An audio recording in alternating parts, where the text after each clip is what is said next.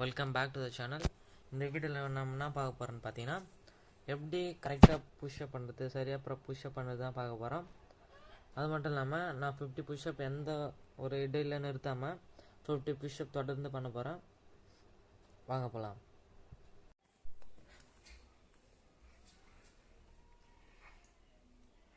Ready, 1 2 3.